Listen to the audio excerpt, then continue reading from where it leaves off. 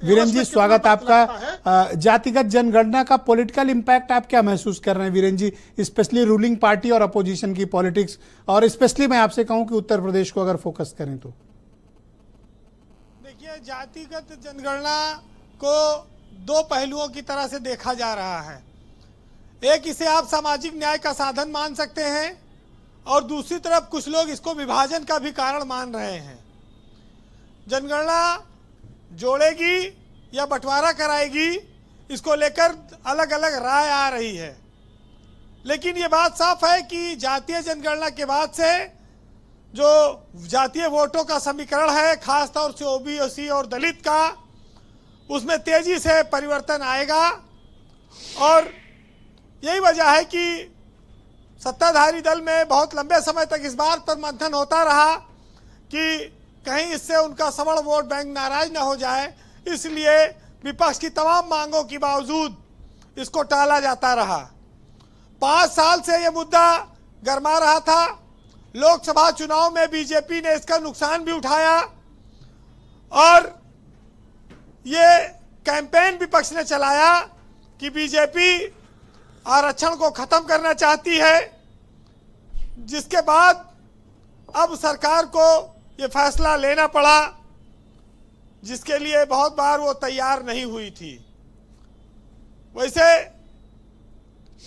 ब्रजेश जी, जातिगत जनगणना एक तरह से आरक्षण, ओबीसी और दलित को जोड़ती है, और कहा जाए तो बीजेपी ने इस जनगणना के बहाने ओबीसी और दलित वोट बैंक को फिर से बचाने की बहुत बड़ी कोशिश की है। अब वो जान गई थी कि लोकसभा चुनाव के बाद माहौल अनुकूल नहीं बन पा रहा है, अब ऐसे में इसको जनगणना को कराया जाना चाहिए। तो वो एक संदेश देने में लगी है, और उस संदेश का असर आपको अक्टूबर में जब बिहार के चुनाव होंगे तब उसका परिणाम सामने आएगा। इसके अलावा ये जनगणना बिहार के बाद 2026 में बंगाल का चुनाव होगा, और 2027 में फिर उत्तर प्रदेश का चुनाव होगा। ये तीनों राज्यों के बड़े चुनाव हैं, और तब तक जनगणना का भी माहौल बना रहेगा।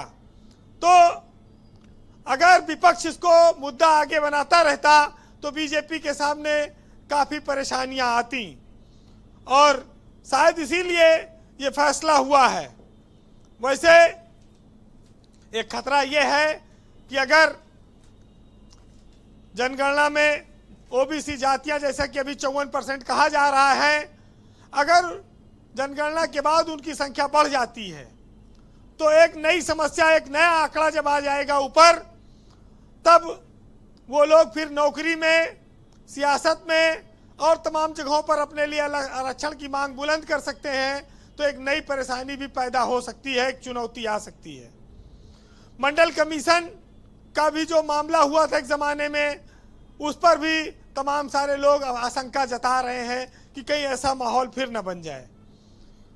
जातीय जनगणना के बाद अगर ओबीसी जातियों की संख्या बढ़ती है तो क्या आरक्षण की सीमा अब 50% से आगे बढ़ाई जाएगी, जिस पर सुप्रीम कोर्ट ने रोक लगा रखी है? ये एक बहुत बड़ा सवाल बनकर पैदा हो रहा है। हालांकि कांग्रेस ने 50% से ज्यादा आरक्षण की सीमा बढ़ाने की कई बार मांग की है, ये बात भी लोगों के सामने आ चुकी है। लेकिन हम जिस देश में रहते हैं वहां पर जातीय जनगणना के साथ साथ एक मानवीय पहलू भी है। जी वीरेंद्र जी, जो आर्थिक जनगणना की ओर इशारा करता है। जी ब्रजेश जी, इस देश में आर्थिक जनगणना भी इसी के साथ हो जानी चाहिए, जिससे कि यह पता चल सके कि सवर्ण परिवारों में सिर्फ पैदा होने से ही कोई करोड़पति अरबपति नहीं हो जाता है। जो लोग रात दिन दलित होने का रोना रो रहे हैं, उनमें कितने करोड़पति अरबपति हैं, ये भी लोगों के सामने आना चाहिए। जी, ये एक लोगों के बीच चर्चा है, क्योंकि जात आधारित जनगणना और उसके आधार पर शिक्षा और सरकारी नौकरियों में आरक्षण अगर लगातार जारी रहेगा तो ये कुछ जात विशेष के लोगों के साथ अन्याय भी होगा। जी कंक्लूड करें वीरेंद्र जी। वैसे भेदभाव मिटाने के लिए बहुत सारी बातें कही गई हैं, लेकिन जब सरकारी नौकरियां ज़्यादा बची नहीं हैं तो आरक्षण, अब प्राइवेट सेक्टर में लोग ज़्यादा नौकरी हासिल कर रहे हैं, तो सवर्णों के लिए भी अब आसरा प्राइवेट सेक्टर ही बचा है। दलित जातियों के लिए भी नौकरियां आएंगी तभी वो पाएंगे, उनके सामने भी संकट है। स्थितियां दोनों तरफ से हैं, लेकिन समस्या ये है कि नेता कुछ चीज़ों को ख़त्म नहीं होने देना चाहते। कबीर दास ने कहा कि कबीरा कुआं एक है, पानी भरे अनेक, और बर्तन में ही छेद है, पानी सब में एक। तो बर्तन में भेद पैदा करके पानी तो सब में एक जैसा ही रहेगा। लेकिन आज भारत में ऐसा लगता है कि जातीय जनगणना का असली मकसद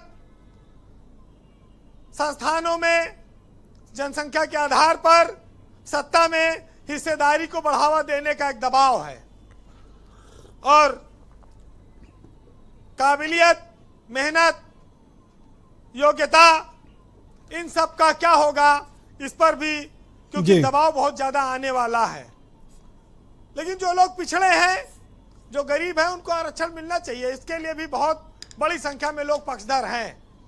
पहलू अलग अलग हैं, देखने का नजरिया अलग है। दबे कुचले लोगों का उत्थान जरूरी है, आरक्षण भी चलते रहना चाहिए, इसमें कोई बुराई नहीं है। फिलहाल सुनिएगा कि ऊंची जाति के लालों में यह झूठ अभी तक बाकी है, और सभ्यता के नारों के अंदर छुआछूत अभी तक बाकी है।